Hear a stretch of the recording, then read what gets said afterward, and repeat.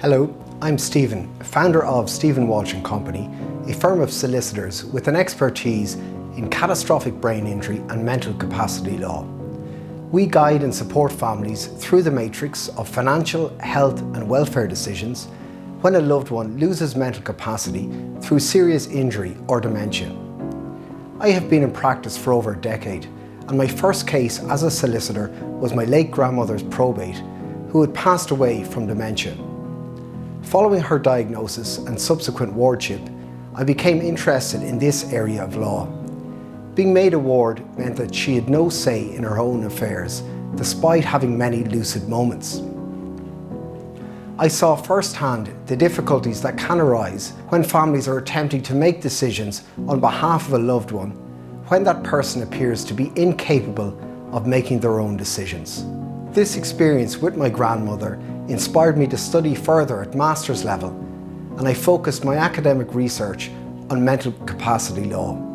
It is here that I identified significant gaps in the law, and I wrote an article entitled Mind the Gap, which was published in the Law Society Gazette.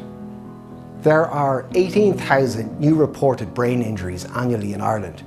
It is estimated that as many as 25,000 people live in some kind of residential care, and the Alzheimer's Society of Ireland estimate that around 55,000 people live with some form of dementia. This research has led me to identify three main problems that people encounter.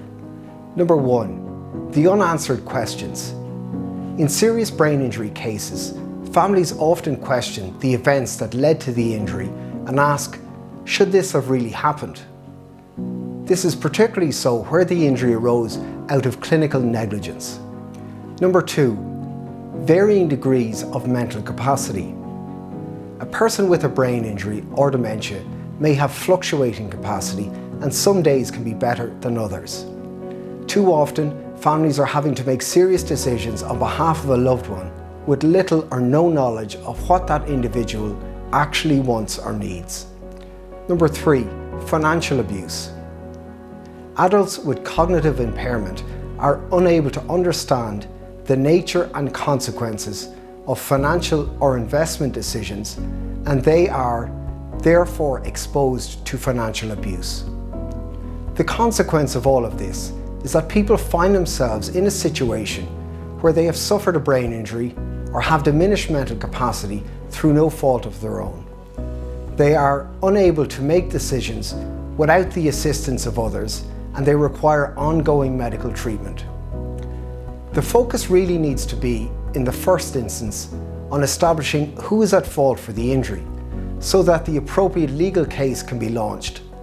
Thereafter, it is important to establish the known will and preferences of the person, so that important decisions being made on that person's behalf are done so correctly. Where all of this is done, it leads to three major payoffs. Number one, access to society. An injured person or those with diminished mental capacity should be able to fully access society to do the things they enjoy doing. They may require aids and equipment or professional support staff in order to do so. The whole basis of their case is to put them into the position they would have been but for the negligence or accident.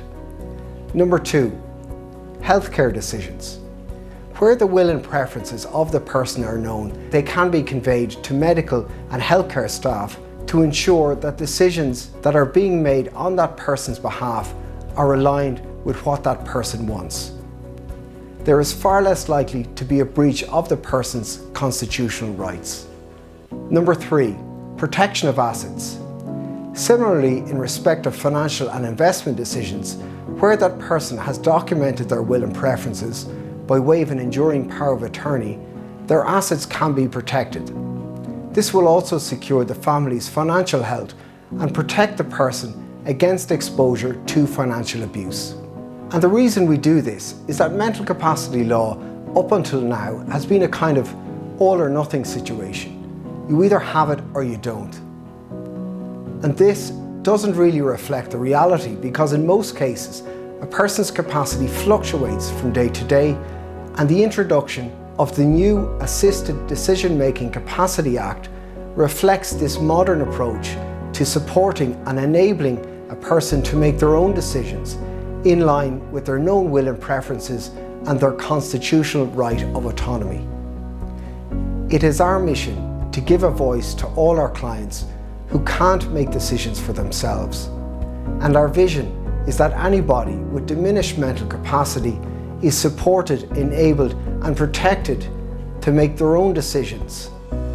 So what we do is our team of expert solicitors advise and represent clients through this complex area, whether or not it's through clinical negligence, personal injury or mental capacity. And this process provides security and peace of mind to our clients because it enables them to understand their rights and it ensures the correct legal remedy is applied in the appropriate circumstances. So what I'd like you to do is to instruct me to act on your behalf or on behalf of a loved one, and this will give you immediate peace of mind. So please direct message me or call the office and we will arrange a one-to-one consultation. Stephen Walsh & Company are known for providing security and protection to our clients, and the hope is that this will give our clients peace of mind. Thank you.